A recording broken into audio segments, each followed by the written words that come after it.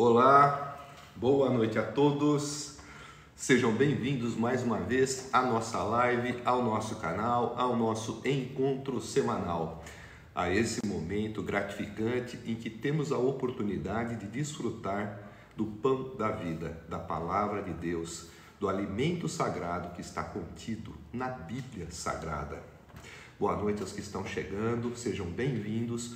Hoje faremos a pregação expositiva do capítulo 15 do Evangelho de Marcos, dando sequência à nossa maratona de exposições dos capítulos deste que é um dos livros sagrados do cânon do Novo Testamento Bíblico.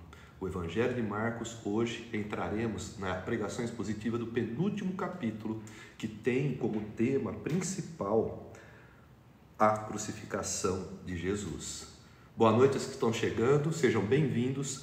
Peço para que você deixe a sua curtida, compartilhe essa mensagem, deixe também o seu comentário, para que o algoritmo das nossas redes sociais entenda a relevância dessa mensagem e faça com que ela seja levada também a outras pessoas, para que outros possam ser, assim como você, abençoados por aquilo que vamos aqui hoje, em nome de Deus, ministrar. Sejam bem-vindos. Dentro de alguns instantes daremos início, então, oficial à nossa mensagem.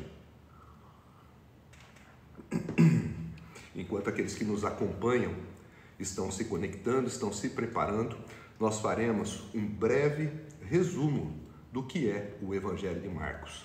O Evangelho de Marcos, ele foi escrito pelo evangelista conhecido como João Marcos. O Evangelho de Marcos, ele foi dirigido e escrito inicialmente para o público da cidade de Roma, para a igreja que se estabelecia e que crescia naquela cidade, e também para os gentios que iriam mais tarde ali se converter. O Evangelho de Marcos, ele tem como característica principal o fato de dar uma ênfase maior às ações do que aos ensinos de Jesus. Jesus é colocado como alguém que está constantemente em ação, a todo momento, fazendo milagres, expulsando demônios, pregando a palavra de Deus. Ele é mostrado como aquele que veio muito mais para servir do que para ser servido, mas que, ao mesmo tempo, no final desse evangelho, é também visto como aquele que é apresentado como o Senhor dos Senhores, como o Rei dos Reis, como aquele que morreu crucificado, mas que ressuscitou 3 dias depois, mostrando que tem poder para vencer a morte, vencer o pecado e vencer o diabo. O Evangelho de Marcos retrata Jesus como o Senhor dos Senhores e como Rei dos Reis, porque o público para o qual este Evangelho foi inicialmente dirigido era um público que muito valorizava os feitos e os atos heróicos dos generais e dos imperadores romanos, e também se apoiava em algumas supostas realizações dos heróis da mitologia greco-romana.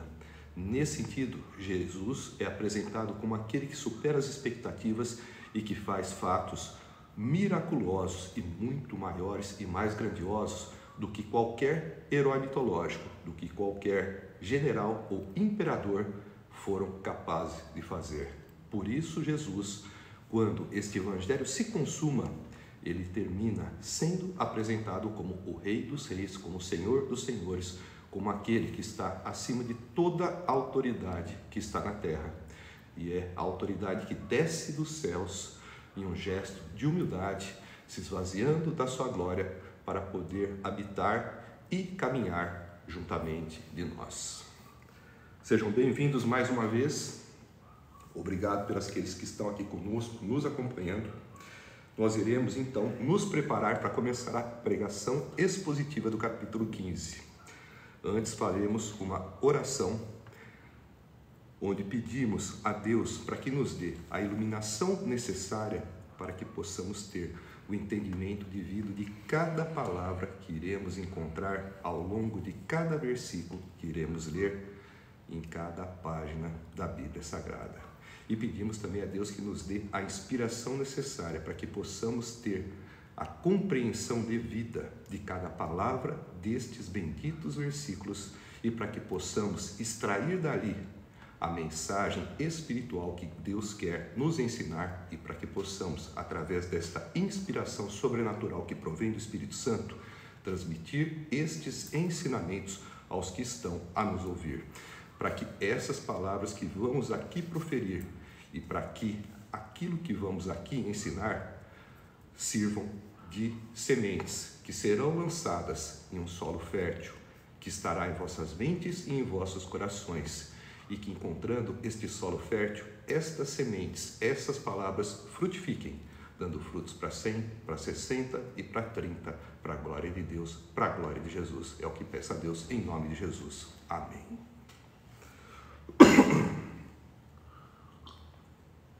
Daremos então início à nossa mensagem, à nossa pregação, e peço mais uma vez aos que estão aqui presentes para que curtam essa live, para que compartilhem, para que deixem um comentário.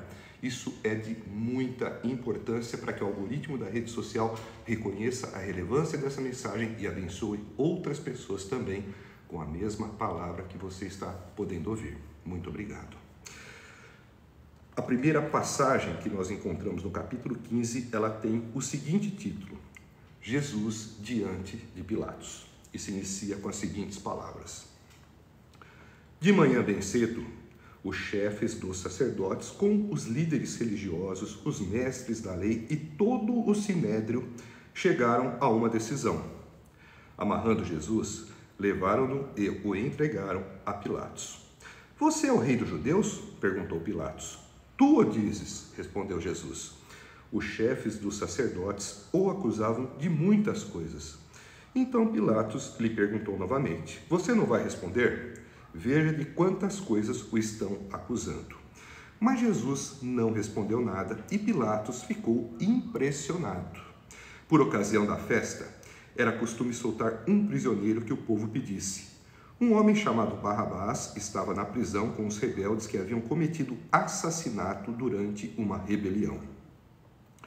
A multidão chegou e pediu a Pilatos que lhe fizesse o que costumava fazer. Vocês querem que eu lhe solte o rei dos judeus? Perguntou Pilatos, sabendo que fora por inveja que os chefes dos sacerdotes lhe haviam entregado Jesus.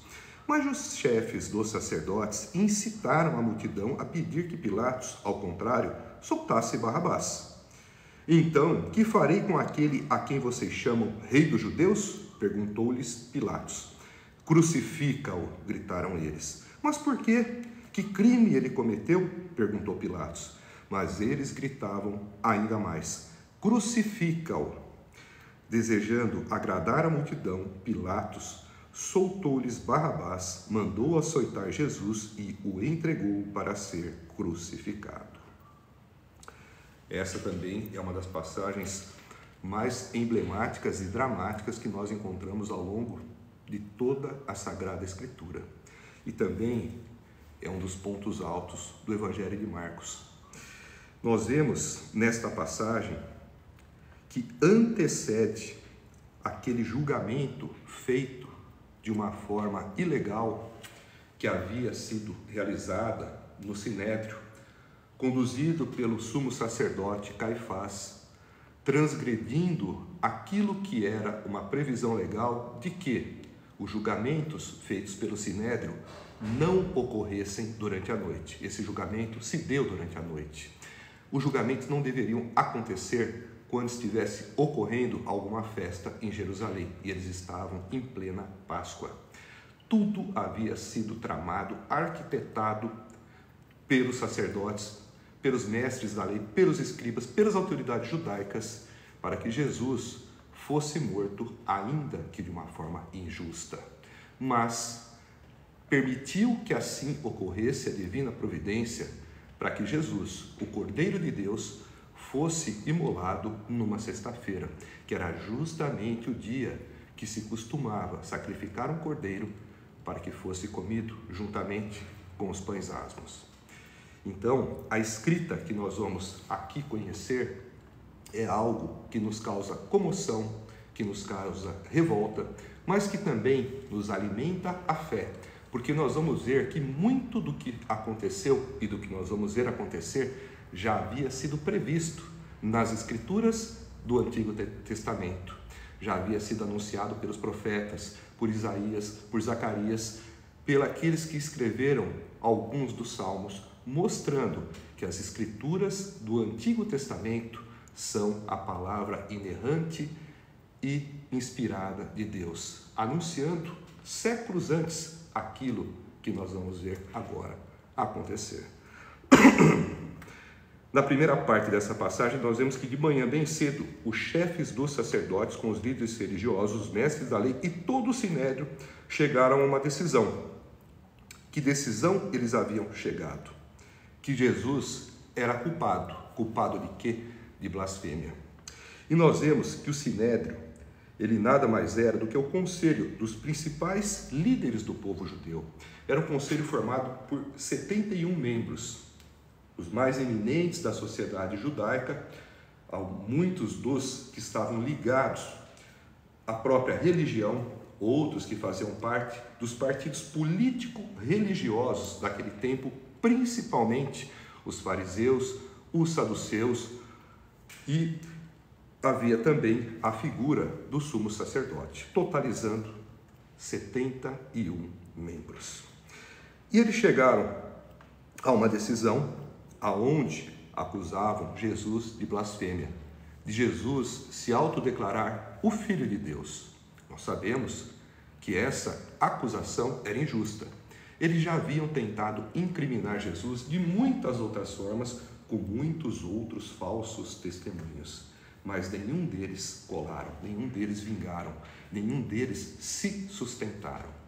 Então, como Jesus, diante do sumo sacerdote, nós vemos no final do capítulo 14, quando questionado sobre quem era, ele afirmou que de fato era o Filho de Deus. O sumo sacerdote rasgou as suas vestes em tom de protesto e condenou Jesus, juntamente com o restante do sinédrio, à morte pela acusação de blasfêmia. Porém, nós encontramos aqui uma dificuldade para que esta condenação e a respectiva execução fossem feitas. Porque o sinédrio e as autoridades judaicas, elas não tinham autoridade e poder para executar uma sentença de morte. Então, eles tinham que recorrer a uma autoridade romana para que essa sentença pudesse ser executada. E é por isso que eles, chegando a uma decisão, eles amarram Jesus, levam-no e entregam-no a Pilatos, que era o governador romano, que residia na cidade de Jerusalém. Quando Pilatos se depara com Jesus, ele faz a seguinte pergunta: você é o rei dos judeus? E Jesus responde a ele: tu o dizes. E aí Pilatos completa: os chefes dos sacerdotes o acusavam de muitas coisas. Então Pilatos lhe perguntou novamente: você não vai responder? Veja de quantas coisas o estão acusando. Mas Jesus nada respondeu e Pilatos ficou impressionado.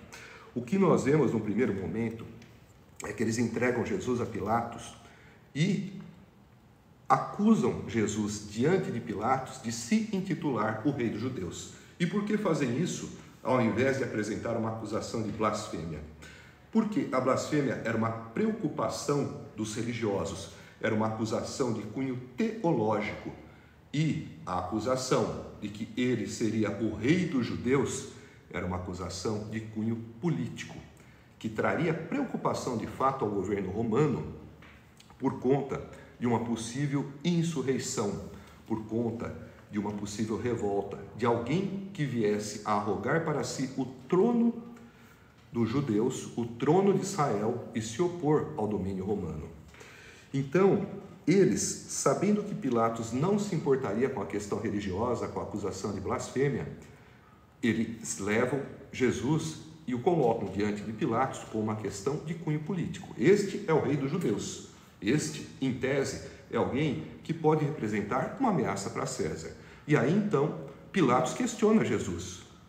Você é o rei dos judeus? E Jesus fala: tu dizes, você está dizendo. Porque Jesus sabia que o reino dele não é um reino terreno, é um reino espiritual. Jesus não veio para ser o rei dos judeus dentro de uma visão política, dentro de uma visão militar, como foi o rei Davi e como assim esperavam que seria o Messias dentre os judeus. Os judeus tinham uma visão de um Messias libertador, político-militar, como foi Davi. Mas este Jesus, que virá em poder e glória, que virá dos céus, de onde descerá do seu trono e virá nas nuvens juntamente com os anjos, é o Jesus que está para chegar. É o Cristo que vai voltar.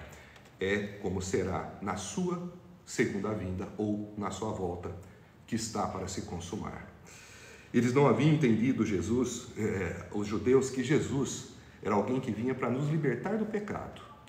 Então, eles não admitiam a hipótese de alguém, mesmo com todos os milagres que eles tinham conhecimento, eles não admitiam a hipótese de alguém que fosse o rei dos judeus, o próprio Messias, e que viria em humilhação, nascido numa manjedoura, vivendo com ofertas, inclusive dadas por mulheres, e alguém que estava ali sendo condenado prestes a morrer numa cruz. Alguém que havia anunciado que morreria numa cruz. Isso não combinava com a ideia de Messias que havia na cabeça dos judeus. Então, eles acusam Jesus de blasfêmia e, não havendo êxito à blasfêmia diante dos romanos como preocupação por uma condenação à morte, é que eles apresentam então uma segunda acusação de que ele seria o rei dos judeus, aquele que poderia representar uma ameaça para César. E Pilatos o questiona, o interroga e acaba por não verificar nada de errado nas palavras de Jesus e nas acusações que também faziam a respeito dele, de sedição, de insurreição, de ser alguém que representasse risco para o Império Romano. E Pilatos se impressiona com o fato de Jesus estar sendo acusado de tantas coisas outras além da blasfêmia, e mesmo assim não se preocupar em se defender. Jesus sabia que ele tinha que morrer. Jesus não estava preocupado em responder, em justificar as calúnias que recebia, porque ele sabia do seu destino e de tudo que estava planejado e prestes a ser consumado. Mas isso impressionou Pilatos quando percebeu que Jesus nada respondeu. E isso nada mais é do que o cumprimento de uma profecia bíblica também dada pelo profeta Isaías no capítulo 53, versículo 7, que dizia, entre aspas, que o Messias ele seria levado como mover em silêncio pelos seus tosqueadores ao matadouro. E é exatamente assim que Jesus se comporta, em silêncio, humilde, indo e sendo conduzido no caminho da cruz, sem murmurar. Na sequência, nós vemos que por ocasião da festa, era costume soltar um prisioneiro que o povo pedisse. E nessa ocasião, havia também um homem chamado Barrabás, que estava na prisão com os rebeldes que haviam cometido assassinato durante uma rebelião. Nós vemos que Barrabás é uma figura conhecida dentro da narrativa bíblica e dentro da própria história da humanidade, na qual se insere a narrativa bíblica. E Barrabás não era um criminoso qualquer. Aqui as escrituras nos mostram que ele era um homem acusado de assassinato durante uma rebelião. Havia um crime de homicídio e havia também uma acusação de rebelião, de insurreição. Alguém que de fato agia politicamente e militarmente no sentido de se opor à dominação romana. Barrabás era de fato uma ameaça real ao Império Romano e à própria seguridade ou segurança social, no sentido de que ele era também um assassino, um homicida. Esse era de fato alguém que a multidão deveria temer. E nós vemos na sequência que a multidão chegou e pediu a Pilatos que lhe fizesse o que costumava fazer, que era justamente soltar um dos presos que estavam ali condenados, conforme a vontade da multidão. E nós vemos que Pilatos diz o seguinte: vocês querem que eu lhe solte o rei dos judeus? Por quê? Porque Pilatos sabia que foi por inveja que o chefe dos sacerdotes lhe haviam entregado Jesus. Inveja de quê? Inveja de verem os milagres que Jesus fazia, a autoridade com que ele ensinava e principalmente o fato dos ensinos de Jesus e da ousadia e autoridade de Jesus ao falar, estar desmascarando o sistema corrompido religioso que eles haviam instalado no templo, em parceria com os vendilhões, em parceria com os cambistas, aonde eles criavam um falso cenário de religiosidade para movimentar toda uma atividade comercial, aonde eles extorquiam, aonde eles exploravam os próprios fiéis que vinham de longe, trazendo animais para serem sacrificados, e os próprios sacerdotes recusavam esses sacrifícios, supondo que os animais não eram perfeitos e que não poderiam ser abatidos, como forma de forçar as pessoas a comprarem animais mais caros que eram vendidos pelos comerciantes do templo. E para se fazer esse tipo de compra, tinha também que se fazer um câmbio, uma troca do dinheiro pelo dinheiro local, o que também era feito de um modo inflacionado. Havia um conluio, uma parceria entre os sacerdotes e os comerciantes que atuavam dentro do templo e que muito bem representavam aquilo que Jesus havia dito e que também eram palavras proféticas do Antigo Testamento. A minha casa, que era para ser uma casa de oração para todas as nações, foi transformada em um covil de ladrões. E tudo isso Jesus denunciava, e isso muito incomodava aos sacerdotes, aos escribas, aos principais. E aí então Pilatos, provavelmente tendo conhecimento disso, foi que entendeu que foi por inveja que os chefes dos sacerdotes haviam entregado Jesus. Mas nós vemos que os chefes, eles incitaram a multidão a pedir que Pilatos soltasse Barrabás. Por quê? Eles queriam, de todo modo, se livrar de Jesus. Eles queriam ali que aquela oportunidade não fosse perdida. Ali era o momento decisivo que eles tinham Jesus em mãos e que tinham a oportunidade de se livrar dele. E Pilatos diz o seguinte à multidão: o que farei com aquele a quem vocês chamam Rei dos Judeus? E foi quando a multidão disse: crucificam. Por quê? Que crime ele cometeu? E eles ainda mais diziam: crucifica-o. E nós vemos que, desejando agradar a multidão, Pilatos soltou Barrabás, mandou açoitar Jesus e o entregou para ser crucificado. Nós vemos muitas situações para serem exploradas nesta passagem. Nós vemos que Pilatos sabia da inocência de Jesus. Pilatos havia interrogado Jesus e sabia que não havia nada para condená-lo do ponto de vista da legislação romana. Ele não era um rebelde, ele não era um insurgente. Do ponto de vista teológico, pouco importava para ele se ele havia blasfemado ou não. Pouco importava para ele o fato de Jesus ter ou não se declarado como Filho de Deus. E nós vemos que Pilatos fica bastante incomodado de ter que condenar um homem inocente. Ele, no primeiro momento, tenta argumentar, não havendo sucesso, não logrando êxito na tentativa de inocentar Jesus, ele então joga a responsabilidade para a multidão, na expectativa de que a multidão acabasse por escolher Jesus para ser solto e Barrabás para ser crucificado, pois ele sabia que a multidão sabia quem era Barrabás, que ele era um homicida e que ele era um rebelde.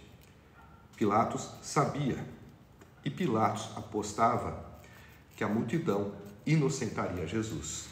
Mas nós vemos que os chefes dos sacerdotes, eles acabaram por incitar a multidão, fazendo com que a multidão clamasse para que fosse solto Barrabás.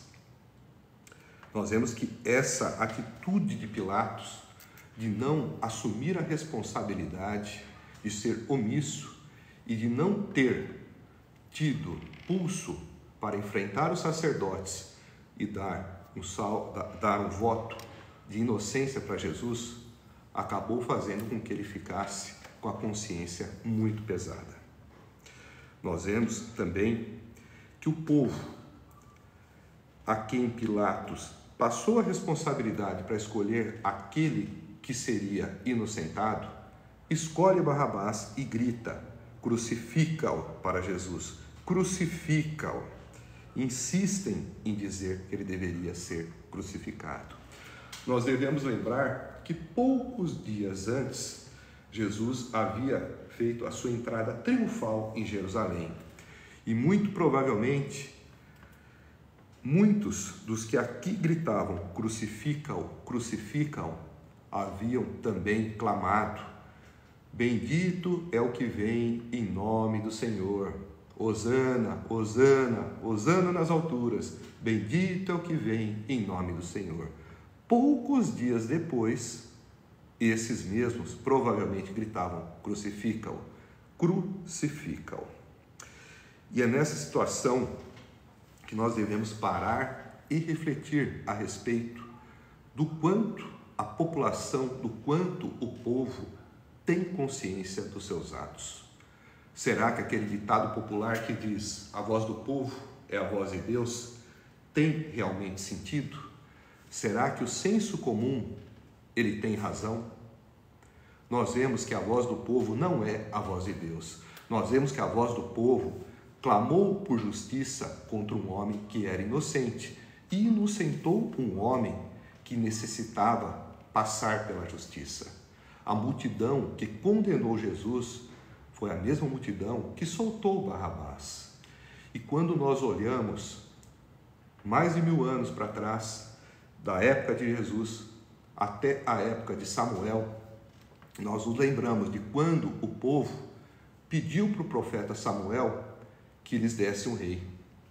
Samuel orou e expôs o problema a Deus, entristecido, dizendo que o povo não queria mais saber dele, não queria mais Samuel.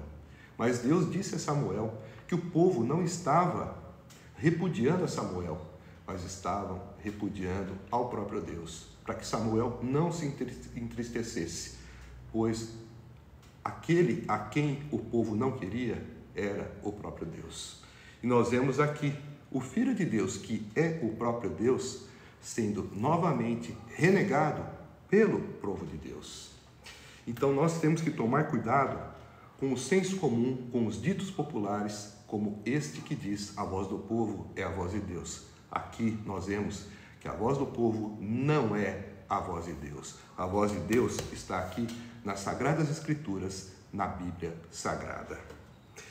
E nós vemos também uma atitude covarde da parte de um governante chamado Pilatos, que também, pela sua covardia, pela sua omissão e pelo seu gesto de lavar as mãos, como é visto em um dos outros evangelhos, entrou para a história ganhando notoriedade como aquele que poderia inocentar Jesus, mas que nada fez. Claro que já estava previsto que Jesus tivesse que seguir pelo caminho que seguiu, morresse da forma como morreu, para que pudesse ressuscitar e nos dar vida eterna, vida para sempre.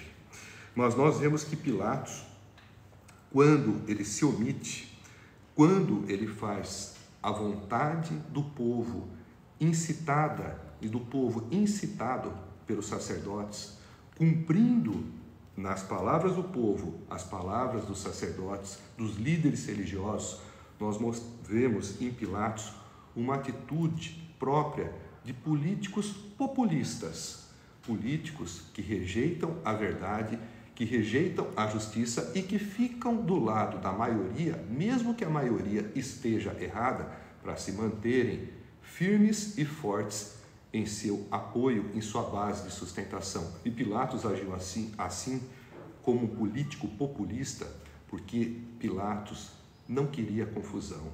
Pilatos queria tranquilidade, queria paz, não queria insurreição. E fazendo a vontade dos sacerdotes, fazendo a vontade do povo, mandando Jesus, que era um, para a cruz, ele faria com que a paz permanecesse durante o seu governo em Jerusalém. Foi assim que Pilatos agiu.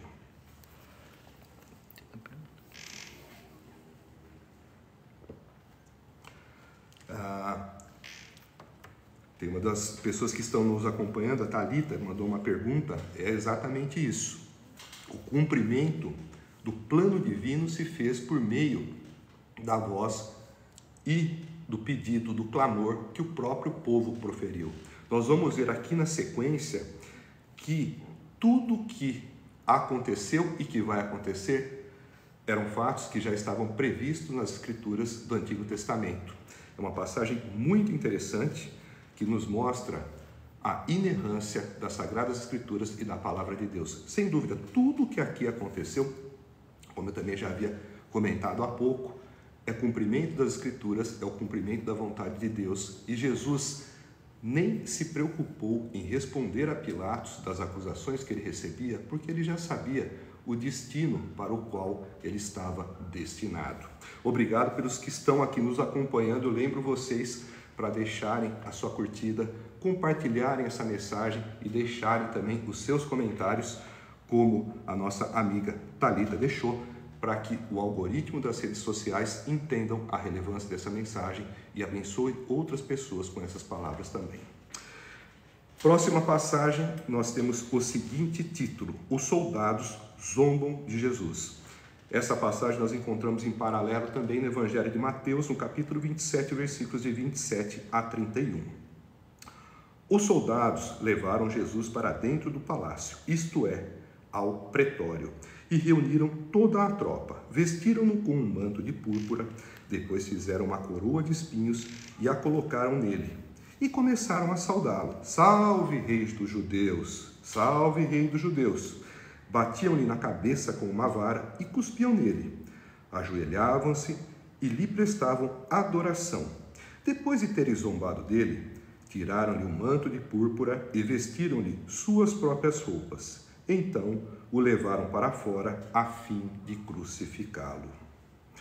Nós vemos aqui nesta passagem que logo depois que Pilatos toma a sua decisão por encaminhar Jesus para os açoites e depois para a crucificação, os soldados que conduziam Jesus, eles zombavam dele, eles escarneciam, eles humilhavam, eles faziam atos que demonstravam uma zombaria para com aquele que era o Filho de Deus, e atos que tinham, dentro de um contexto real e dentro de um contexto espiritual, um entendimento de que eles faziam um escárnio acerca da figura de Jesus como rei dos judeus e acerca da figura de Jesus como filho de Deus.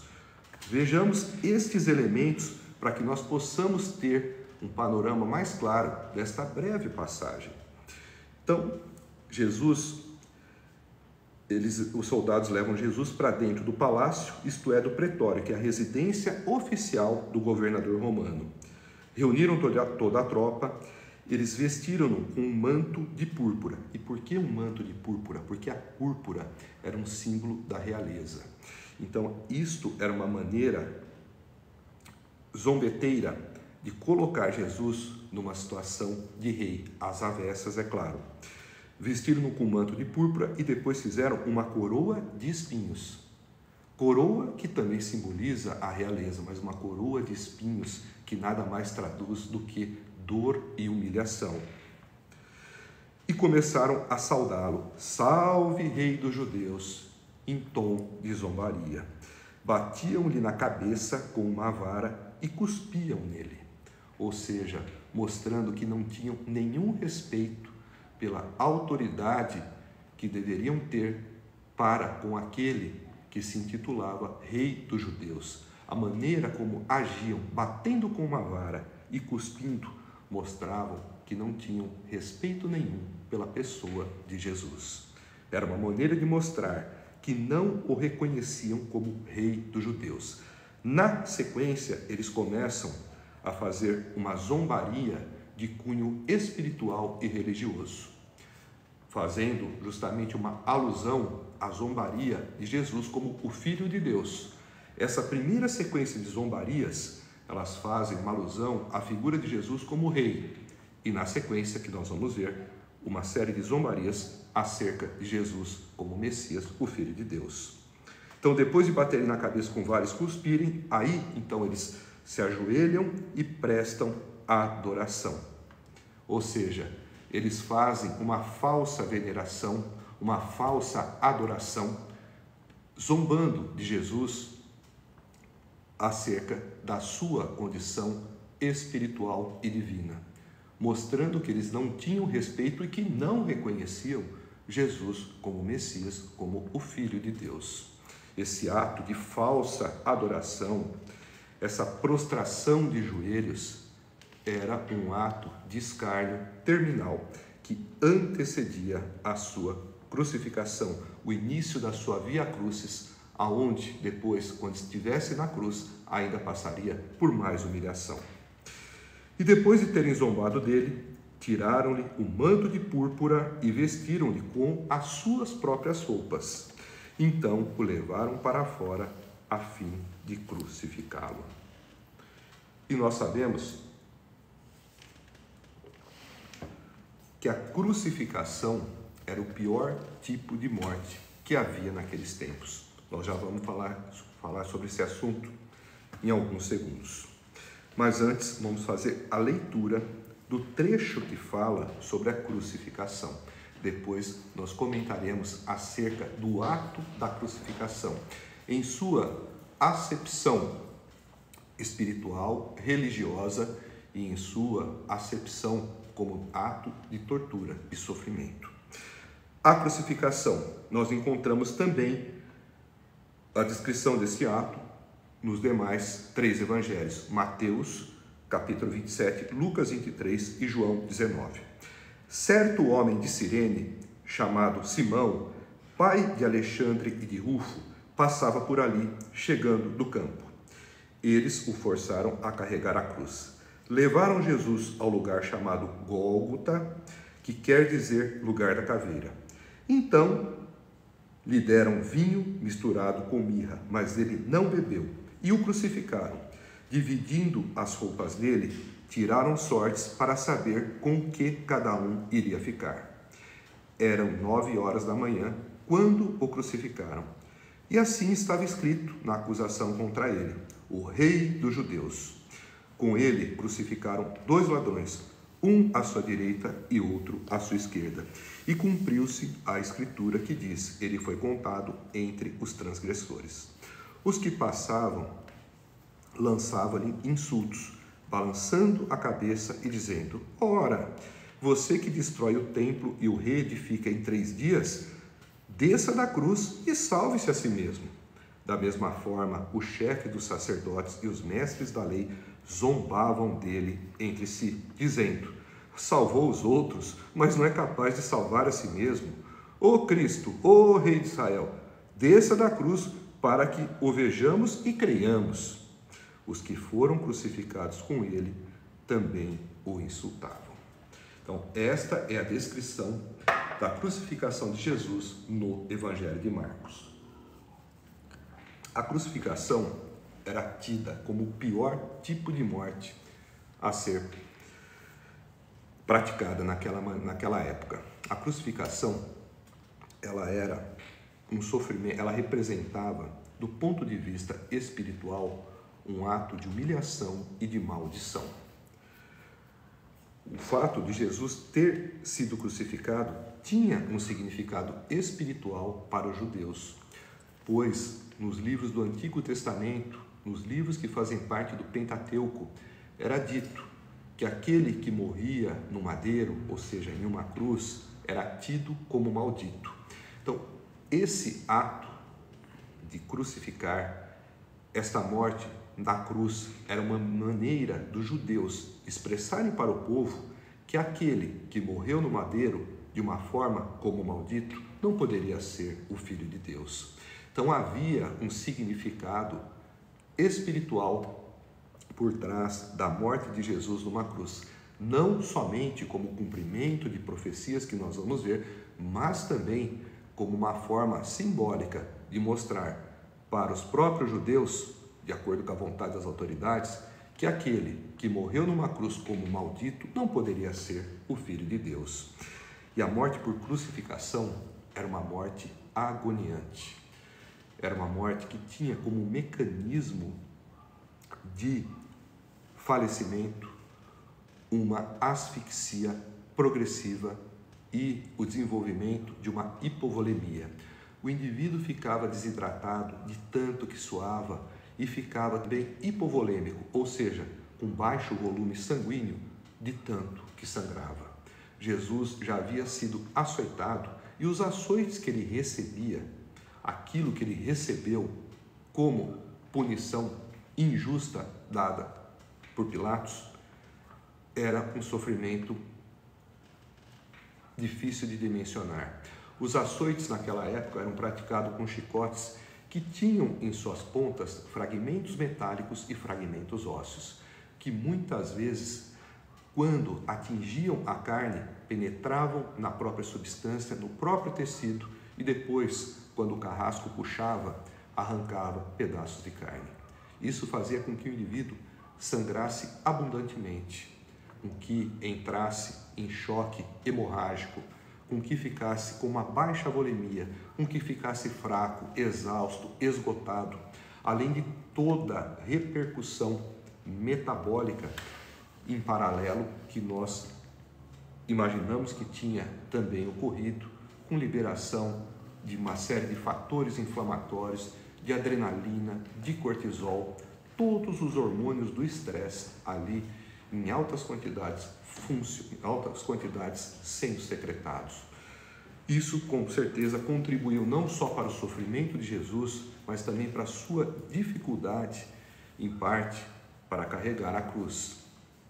E o ato de crucificação fazia com que o indivíduo acabasse pela perda excessiva de sangue e também pela própria asfixia com que viesse a falecer.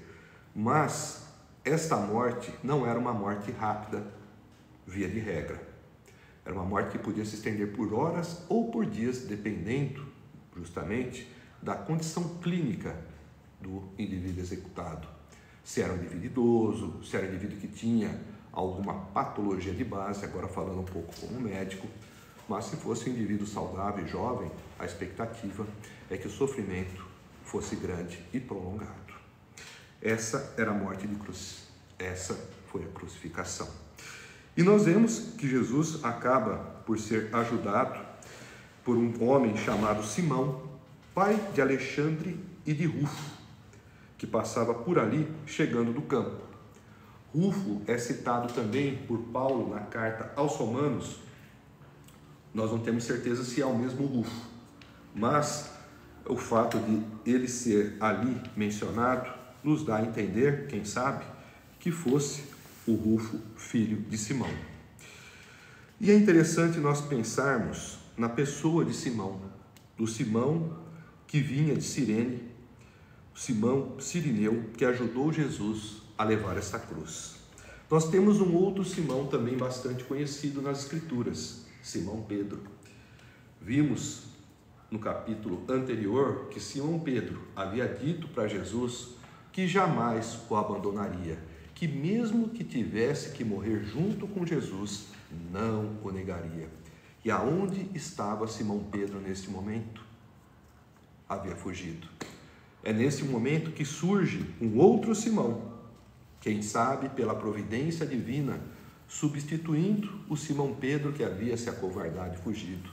E este Simão Cirineu estava ali para ajudar a levar a cruz de Jesus até o lugar chamado Gólgota. Este Simão provavelmente era um prosélito, era alguém que não era judeu, mas alguém que havia se convertido ao judaísmo. Afinal de contas, se ele vinha de Cirene, que fica na região da África, e havia se dirigido para Jerusalém na época da Páscoa, ele provavelmente havia aderido ou se convertido ao judaísmo, e ali ele estava. E o judeu daquela época, ele acreditava na promessa messiânica, ele acreditava na vinda do Filho de Deus. E imaginem este homem que veio da África para a Páscoa, que tinha o conhecimento das promessas da vinda do Messias, ser ele o escolhido de Deus para carregar a cruz do próprio Messias.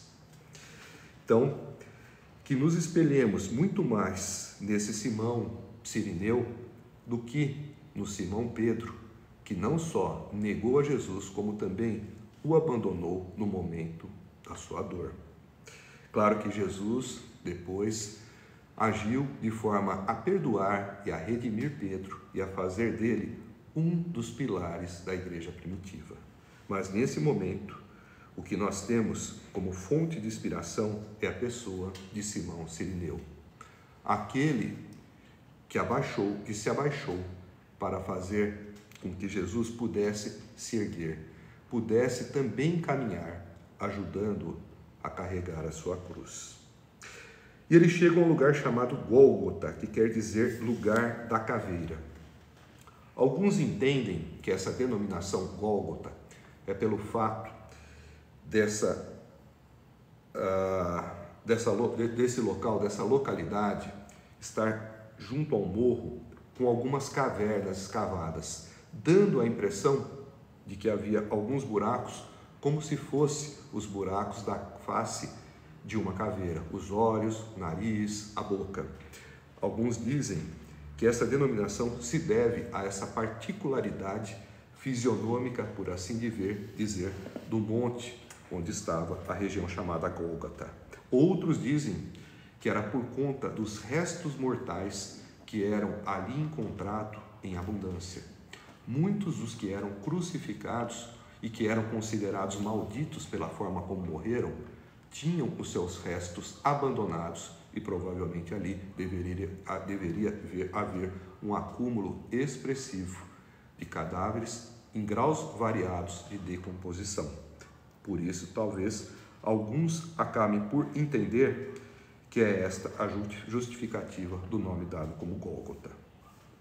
E nós vemos que Jesus, quando chega ao Gólgota, é oferecido vinho misturado com mirra, mas nós vemos que ele não bebeu. E por que essa mistura de vinho com mirra? Os estudiosos entendem que o vinho e a mirra tinham uma propriedade anestésica, principalmente quando combinados. E isso fazia com que o indivíduo acabasse por suportar, de certa forma, a dor, que ali se manifestava com grande intensidade.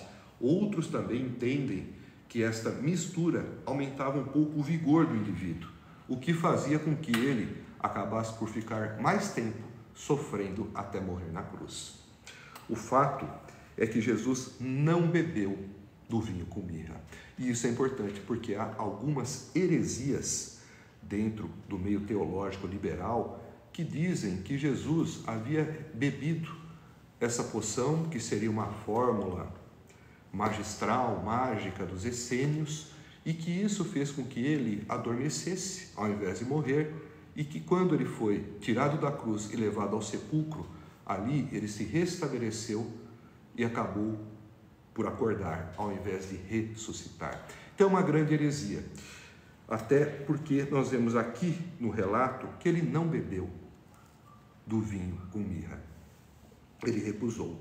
E nós temos também uma visão teológica, sabendo que Jesus estava ali, morrendo no madeiro, para levar consigo os nossos pecados, que ele não podia ter um alívio, um anestésico, ele tinha que sentir uma dor plena, que era a nossa, para que esses pecados fossem perdoados, para que houvesse a propiciação, para que houvesse uma calmaria sobre a ira de Deus por conta dos nossos pecados.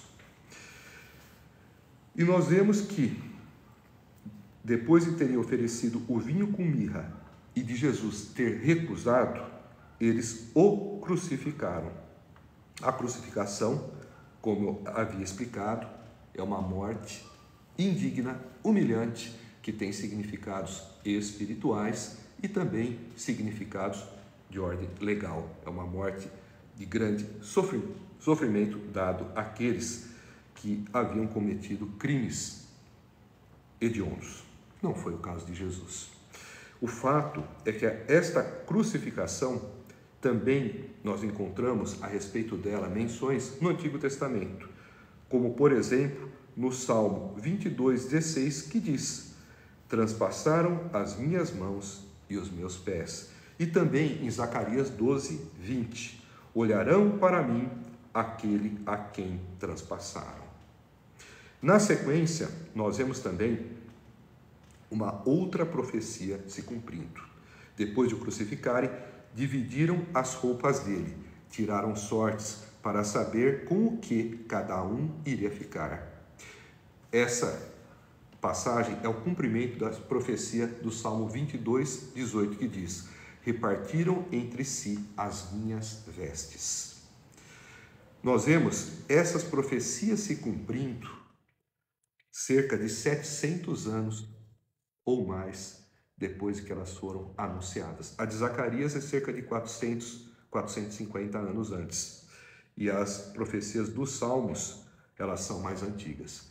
Então, isso nos dá uma ideia da dimensão, da importância da Bíblia Sagrada como palavra de Deus. A maneira precisa como os fatos são descritos de uma maneira anterior nos mostram que só Deus é quem tinha conhecimento desses fatos e que inspirou os profetas que nos anunciaram essas mensagens com a precisão que nós podemos aqui testemunhar.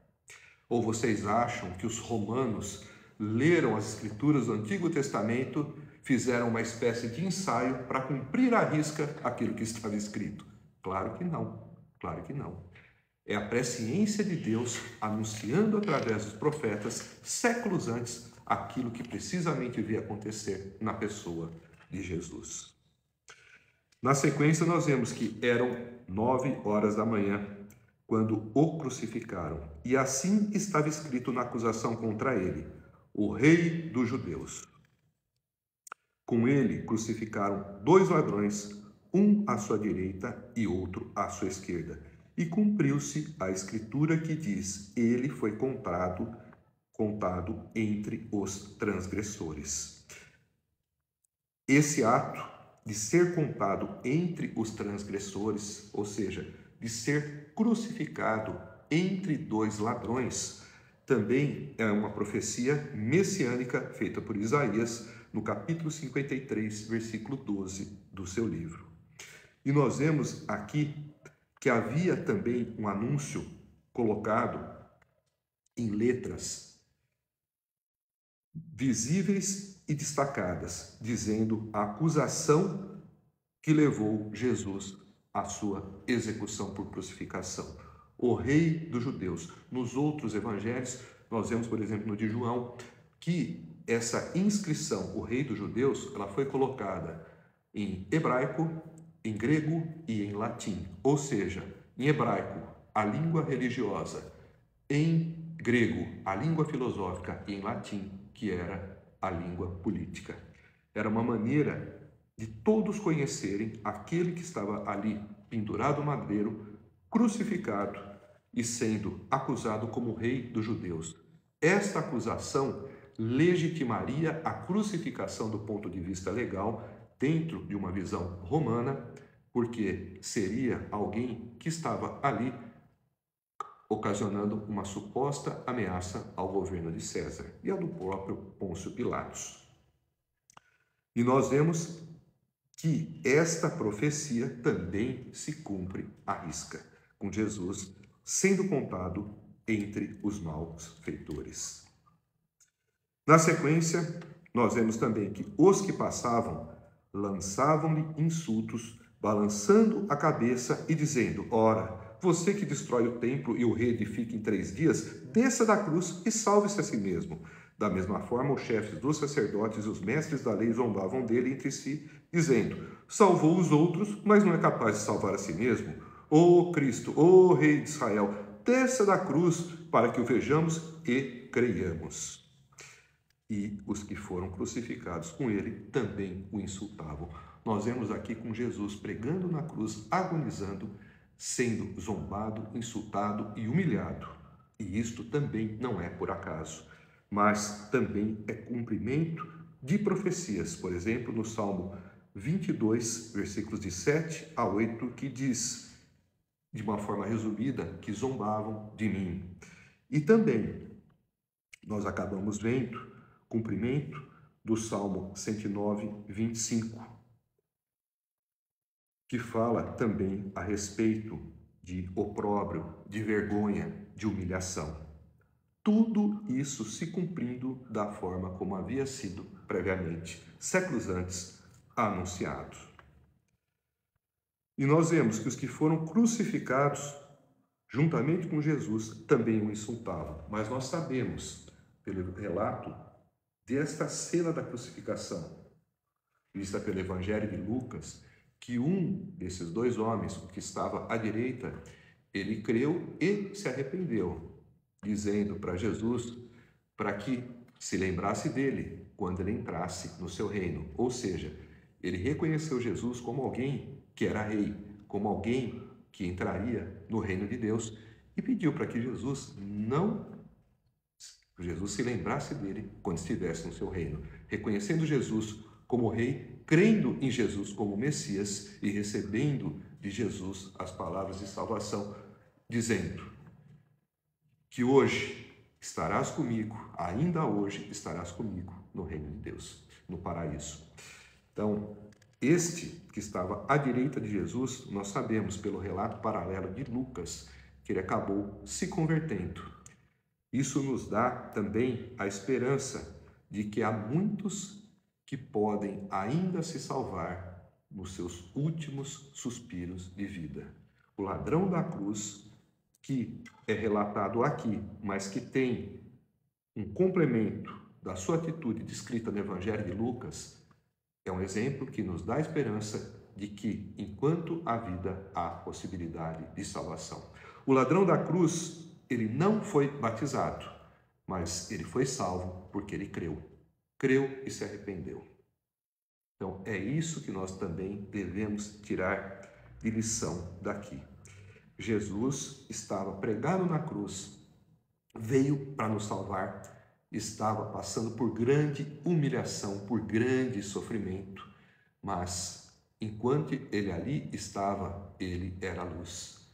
E um daqueles que o viam, um daqueles que estava ao seu lado, que antes zombavam, teve um momento de lucidez, foi tocado, creu, se converteu, se arrependeu e acabou por ser salvo. Então, enquanto há vida, há esperança. Todos aqueles que crerem e se arrependerem podem ser salvos. O ladrão da cruz é a prova viva disso. Na sequência, nós vamos entrar para a parte que fala a respeito da morte de Jesus, que também é descrita nos outros 3 evangelhos, nos 2 sinóticos, junto com Marcos, Mateus e Lucas, e no Evangelho de João. E houve trevas sobre toda a terra, do meio-dia às 3 horas da tarde. Por volta das 3 horas da tarde, Jesus bradou em alta voz, Eloi, Eloi, lama sabachthani, que significa, meu Deus, por que me abandonastes? Quando alguns dos que estavam presentes ouviram isso, disseram, ouçam, ele está chamando Elias. Um deles correu, embebeu uma esponja em vinagre, colocou-a na ponta de uma vara e deu a Jesus para beber. E disse, deixem-no, vejamos se Elias vem tirá-lo daí. Mas Jesus, com um alto brado, expirou. E o véu do santuário rasgou-se em 2 partes, de alto a baixo. Quando o centurião que estava em frente de Jesus ouviu o seu brado e viu como ele morreu, disse, realmente este homem era o Filho de Deus. Algumas mulheres estavam observando de longe, entre elas Maria Madalena, Salomé e Maria, mãe de Tiago, o mais jovem, e de José. Na Galiléia, elas tinham seguido e servido a Jesus. Muitas outras mulheres que tinham subido com ele para Jerusalém também estavam ali. Nós vemos aqui o relato da morte de Jesus. nós vemos logo nos primeiros versículos dessa passagem as seguintes palavras que têm uma grande profundidade. E houve trevas sobre toda a terra, do meio-dia às 3 horas da tarde. Nós vemos nesta passagem uma lembrança também do que ocorreu cerca de 1500 anos antes no Egito. Nós vemos que, naquela época, o povo era cativo no Egito. Deus havia levantado Moisés para libertá-los e mandou, juntamente com Moisés, uma sequência de 10 pragas catastróficas para que o faraó do Egito libertasse o povo de Deus. Sabemos que antes da última praga, a 9ª praga foi representada por 3 dias de escuridão. Na 10ª praga, que foi a morte dos primogênitos egípcios e dos animais, nós sabemos que houve uma ordem para que um cordeiro fosse morto, fosse imolado e que seu sangue fosse passado nos umbrais das portas, para que o anjo da morte, quando visualizasse aquele sangue nos umbrais das portas das casas dos hebreus, o anjo da morte poupasse os primogênitos dos hebreus, passasse, pessá, que é em hebraico uma palavra que quer dizer Páscoa, pessá, passar, pular. Enfim, nós vemos que naquela ocasião teve 3 dias de escuridão antes que o cordeiro fosse morto, para que os primogênitos fossem poupados. E nós vemos aqui uma história muito semelhante se repetir. 3 horas de trevas antes que o Cordeiro de Deus fosse morto, para que todo aquele que nele crê tenha a vida eterna. Antes que o Cordeiro de Deus fosse morto no nosso lugar por nossos pecados. Então, nós vemos nessas passagens uma simbologia profunda que transcende a possibilidade desses fatos estarem aí por acaso. Nós vemos também que Jesus, quando nasceu, ele foi luz à meia-noite e que agora, quando ele está prestes a morrer, nós temos trevas ao meio-dia. Essas palavras não são minhas, são de um outro teólogo, mas faz uma bela analogia entre a morte e o nascimento de Cristo. Quando nasceu, teve luz à meia-noite, e ao morrer, nós tivemos trevas ao meio-dia. Então, nós vemos todo este contraste acontecendo e uma série de fatos sobrenaturais envolvendo a morte de Jesus. Em um dos outros evangelhos, nós sabemos também que houve um grande terremoto quando Jesus morreu. Há um relato também de que as sepulturas abriram e muitos dos que haviam morrido ressuscitaram e foram vistos em Jerusalém. Nós vemos aqui também cumprimento de profecias. Nós vemos que quando Jesus diz Eloi, Eloi, lama sabachthani, que significa meu Deus, por que me abandonastes? Ele está nada mais, nada menos do que repetindo aquilo que está no Salmo 22, 1. As mesmas palavras que estão naquele salmo messiânico escrito séculos e séculos antes deste momento agônico e emblemático da história da humanidade, mostrando mais uma vez a inerrância e inspiração de toda a Escritura Sagrada, do Velho e do Novo Testamento. E muitos se perguntam, por que Jesus disse, meu Deus, por que me abandonastes? Primeiro, para cumprir o que estava escrito no Salmo 22, 1. E segundo, porque ele teve realmente que se separar momentaneamente da presença do Pai. Jesus era Deus e é Deus, mas havia se esvaziado da sua glória para poder encarnar e caminhar e viver entre nós. E nesse momento que ele estava prestes a morrer, ele, que é o autor da vida, ele precisava, por um breve instante, se dissociar do Pai para que pudesse, de fato, morrer, levando consigo os nossos pecados. Imagine a dor desse homem trazendo nas suas costas toda a culpa, todo o pecado, toda a iniquidade que nós havíamos cometido, que todos haviam já praticado. Ele, que era um cordeiro imaculado, sem mácula, sem nenhum pecado, sendo ali crucificado por culpa de outras pessoas, para poder redimi-los e nos redimir também. Era um momento de uma dor que transcendia a dor física. Era uma dor espiritual que ocorria por conta da necessária e transitória separação do filho do pai. Afinal de contas, para que ele morresse, ele precisava, por um breve lapso de tempo, se dissociar do pai. O pai tinha que abandoná-lo para que ele pudesse, de fato, morrer. E se ele não morresse, nós não teríamos vida eterna, vida em abundância. Então, aqueles que não entendem essa passagem, acham que Jesus foi abandonado. Não, Jesus não foi abandonado por omissão da figura do Pai. Não. É o cumprimento daquilo que está em um salmo messiânico e é um ato necessário para que Cristo, que é o autor da vida, pudesse morrer e levar consigo os nossos pecados. Nós vemos na sequência que quando alguns dos que estavam presentes ouviram isso, disseram: ouçam, ele está chamando Elias. Disseram isso porque Eloi, Eloi, lama sabachthani.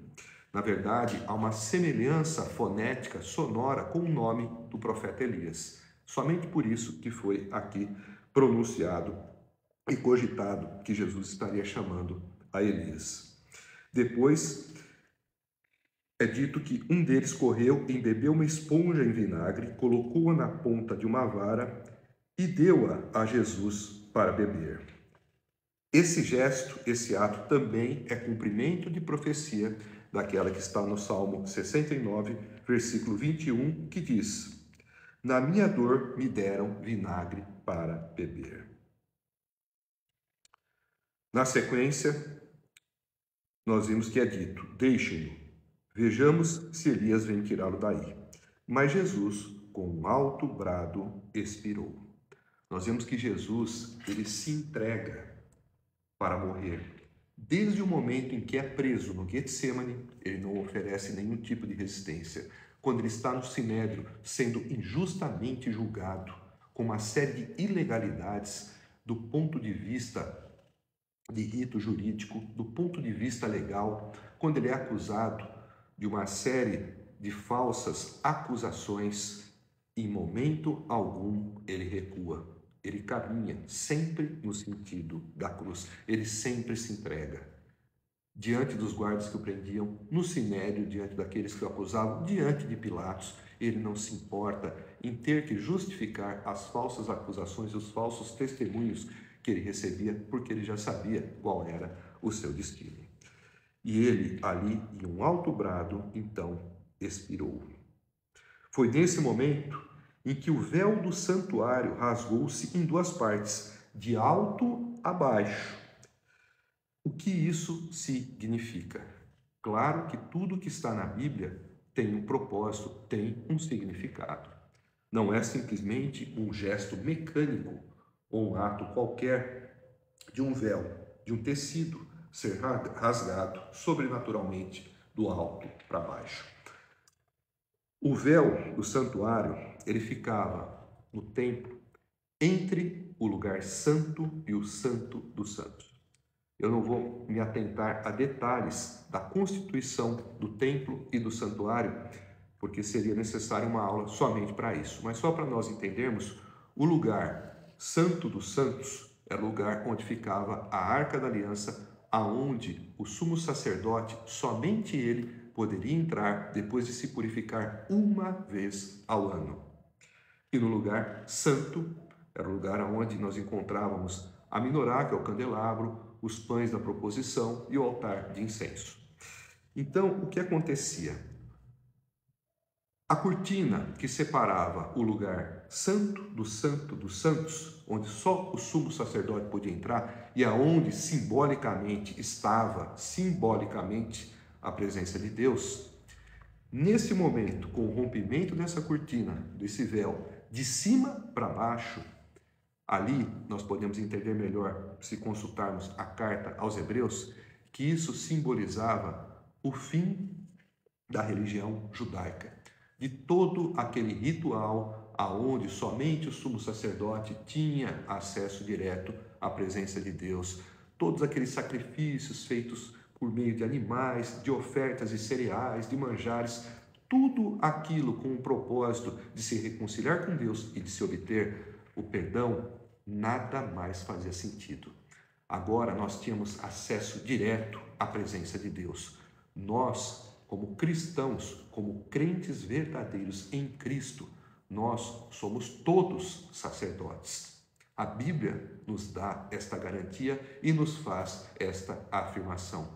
Naquele momento em que o véu do templo rasgou-se de cima a baixo, do céu para a terra, foi como uma ordem divina vinda, colocando um ponto final numa religião que apontava para a pessoa do Messias, que havia vindo, havia vivido, cumprido seu ministério e encerrado seu propósito terreno quando morreu na cruz. Faltava ainda a ressurreição, mas naquele momento, o propósito para o qual a religião judaica havia sido criada estava encerrado. Por isso, o véu se rompeu e se rasgou de cima a baixo, nos dando acesso direto à pessoa de Deus através de Jesus Cristo. Ele é o nosso único mediador entre Deus e os homens, somente Jesus Cristo. Na sequência, nós vemos que quando o centurião que estava em frente de Jesus ouviu o seu brado e viu como ele morreu, disse: realmente este homem era o Filho de Deus. Essa curta passagem também tem uma grande importância. Nós vemos que o centurião, ele é aqui destacado e relatado, porque nós devemos lembrar que o Evangelho de Marcos, ele foi primariamente escrito para o público romano.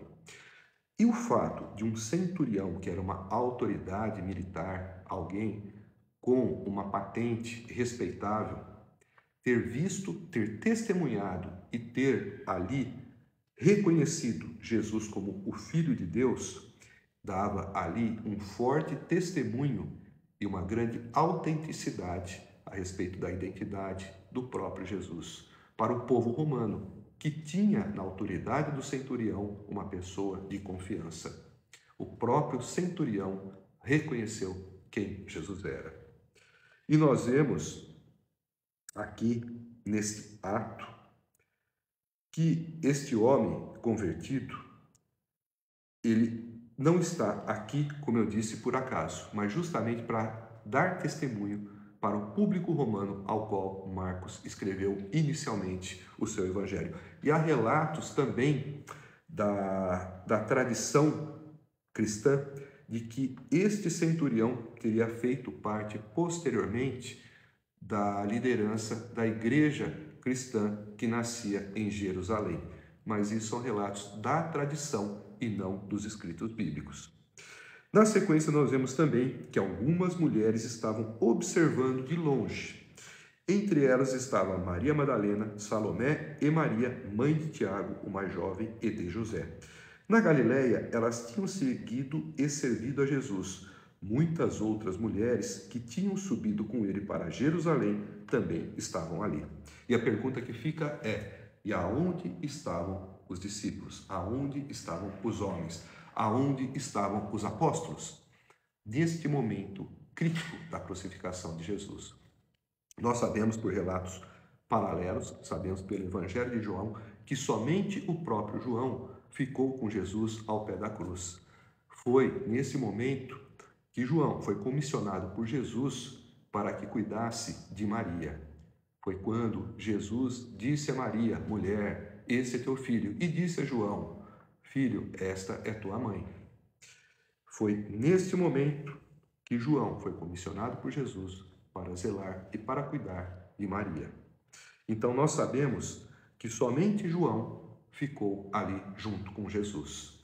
O restante dos que estavam ali ao seu lado, o consolando, o apoiando, dando o suporte possível que daria para ser oferecido, eram as mulheres.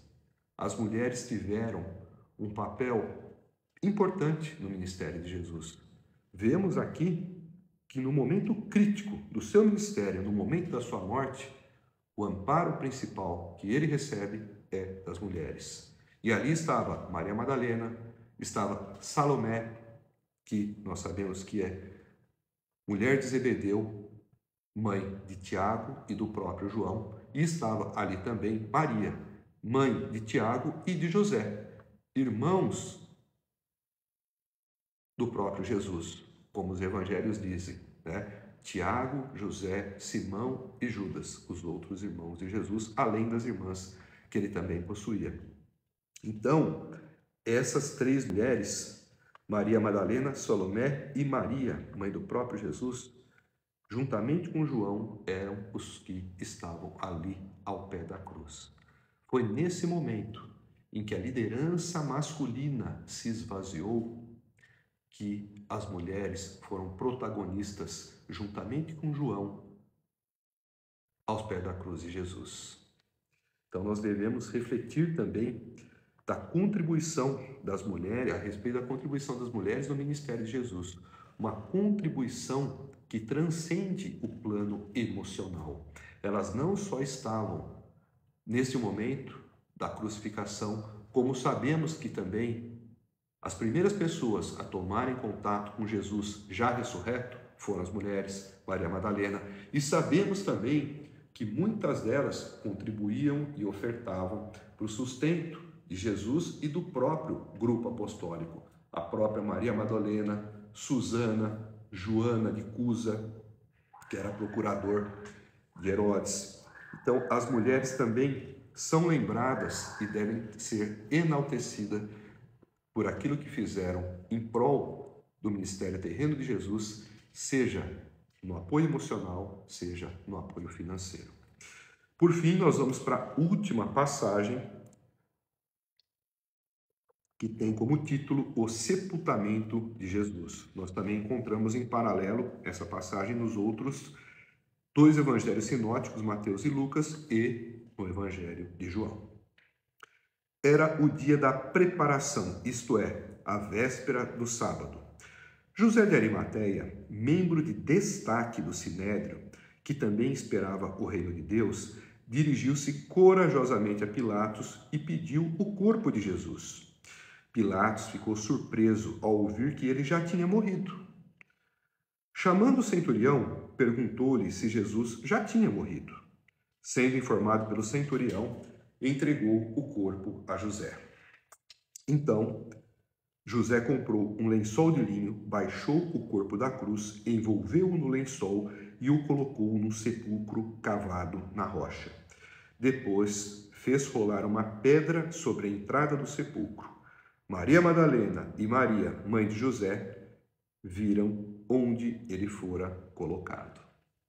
Essa é a última passagem que nós encontramos no Evangelho de Marcos e também podemos extrair daqui importantes observações e profundos ensinamentos.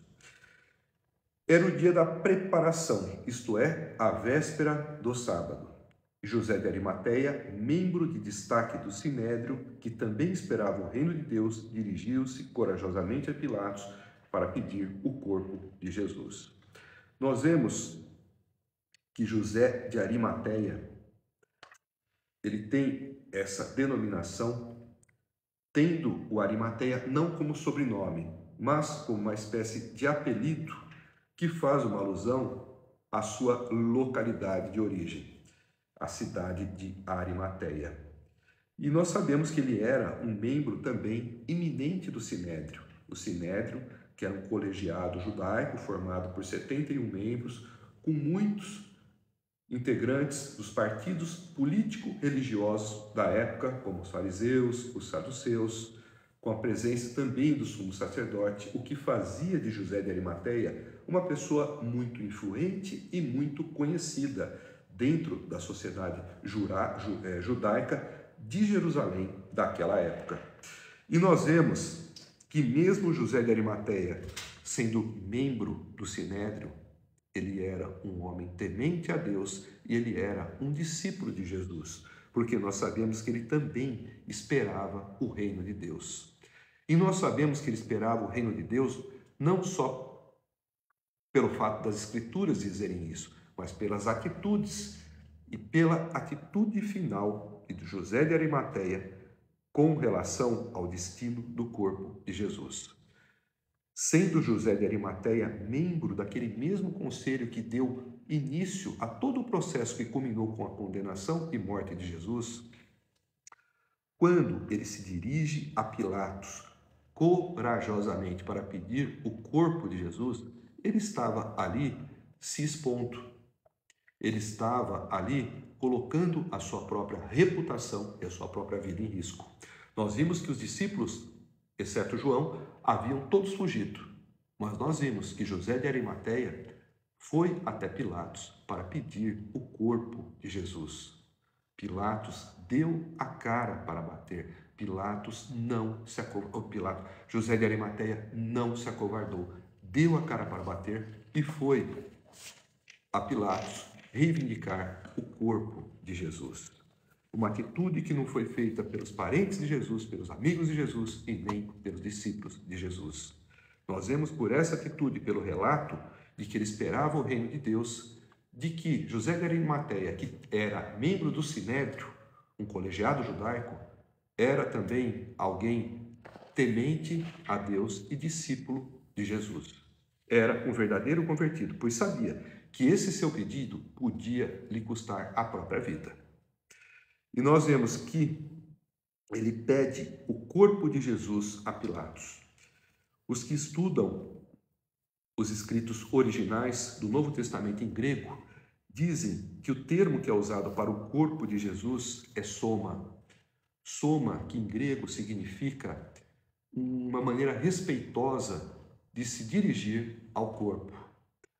E nós vemos depois que Pilatos usa uma outra expressão que em grego quer dizer cadáver, quer dizer restos mortais, quer dizer uma carcaça. Enquanto José de Arimateia se dirige a Pilatos de uma forma respeitosa para pedir o corpo de Jesus, Pilatos responde a José de Arimateia de uma forma desrespeitosa, não mostrando a devida reverência ao corpo de Jesus que havia de ressuscitar. E nós vemos também que Pilatos ficou surpreso ao ouvir que Jesus já tinha morrido. E o porquê dessa surpresa? Pelo fato que eu havia comentado alguns instantes atrás, que a morte por crucificação era uma morte que trazia um sofrimento extremo e era uma morte lenta. A surpresa de Pilatos é que um homem jovem e aparentemente de boa saúde deveria ficar mais tempo agonizando na cruz ao invés de morrer no decorrer de poucas horas, em torno de 6 horas. Então essa foi a surpresa e nós sabemos que Jesus expirou. Quando deu a sua hora, quando deu o seu tempo, ele entregou a Deus o seu espírito. Então, nós vemos a surpresa de Pilatos pelo fato de Jesus, àquela hora, já ter morrido. E claro que nada é por acaso, porque se iniciasse o Shabat, que começava com o pôr do sol, ninguém mais podia fazer nada. O corpo não poderia ser baixado, tirado da cruz, não poderia ser envolto em um lençol e preparado para ser colocado em um sepulcro, como assim aconteceu. Então, tudo se deu no seu tempo, para que Jesus ressuscitasse, como havia anunciado, ao terceiro dia.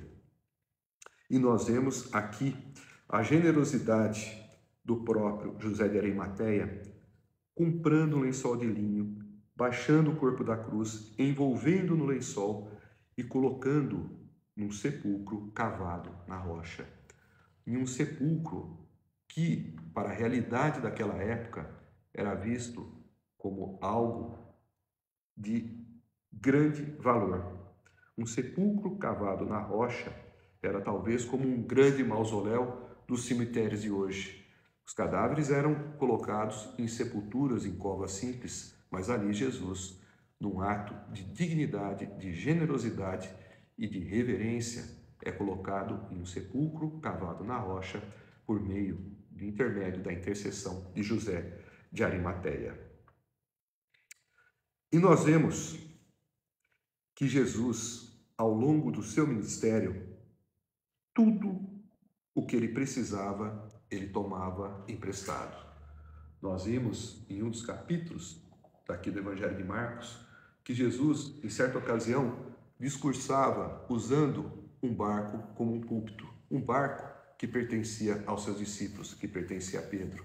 Em outra ocasião, ele entra em Jerusalém, fazendo a sua entrada triunfal em cima de um animal também emprestado, de um jumentinho emprestado. E agora nós vemos que até no momento em que é sepultado, o seu sepulcro também é emprestado. Jesus, que era e que é o Rei dos Reis, que é o Criador de todas as coisas, que é aquele que, se não fosse por ele, nada existiria, abriu mão de tudo que tinha e aquilo que precisou, confiou na providência divina.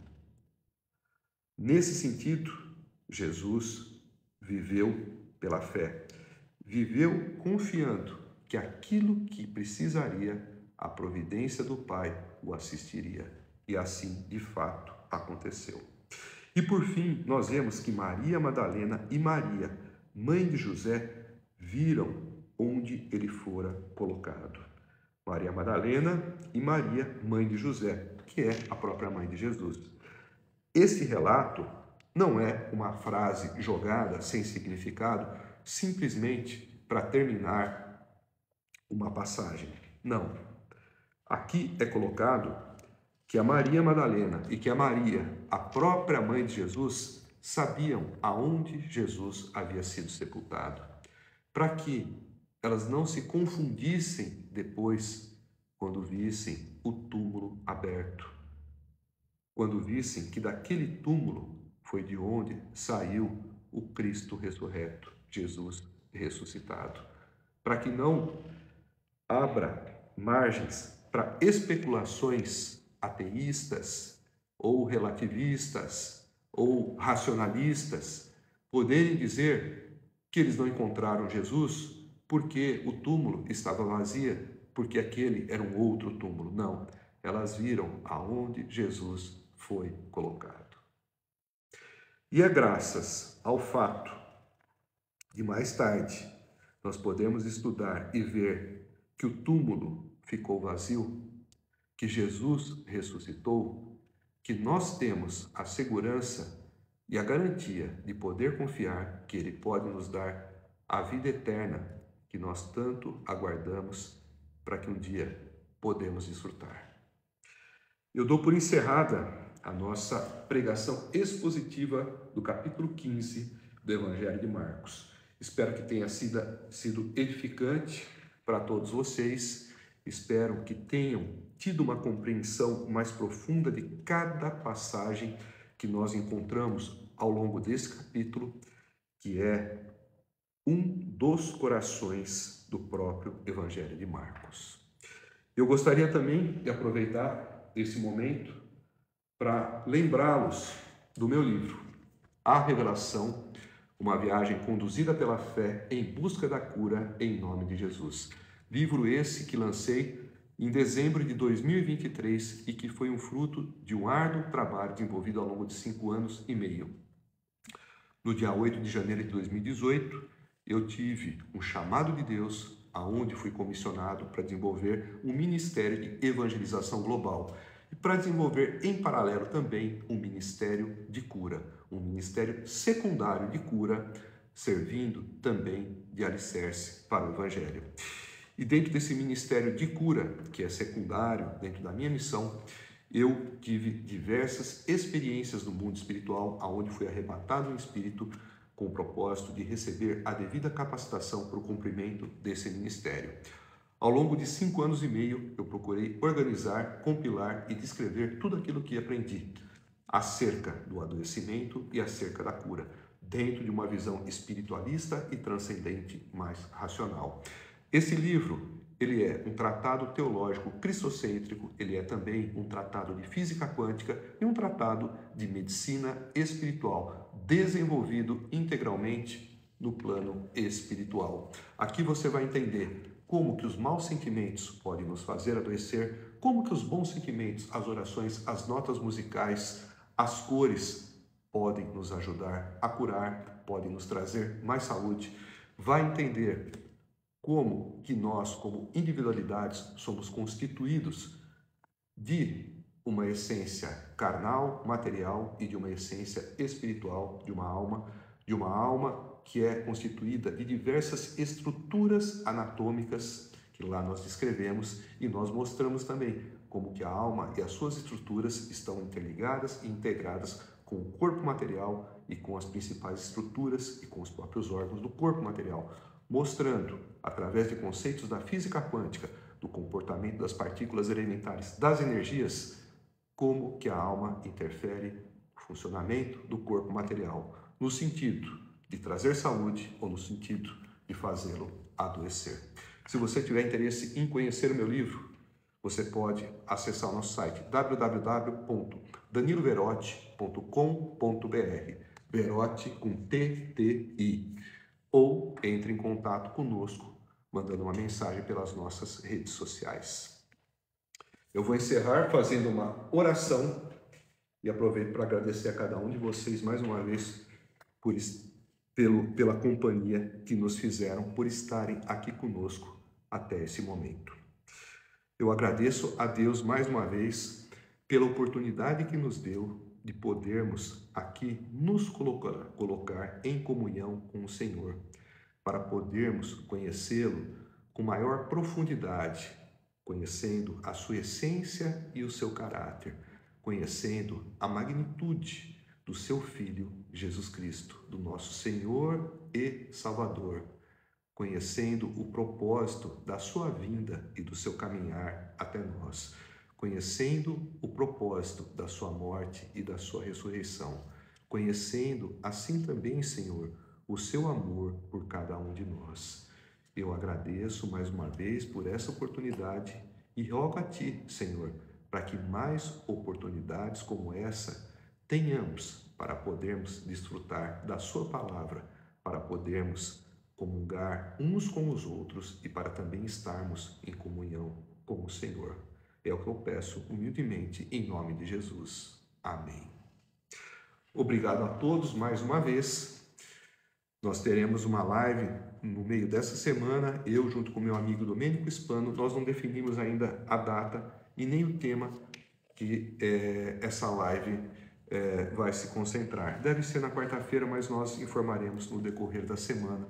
Fiquem atentos aí em nossas redes sociais. Na segunda-feira que vem estejam conosco às 19h30 para nós fazermos a pregação expositiva do capítulo 16 do Evangelho de Marcos e encerrarmos assim essa magnífica e sagrada obra.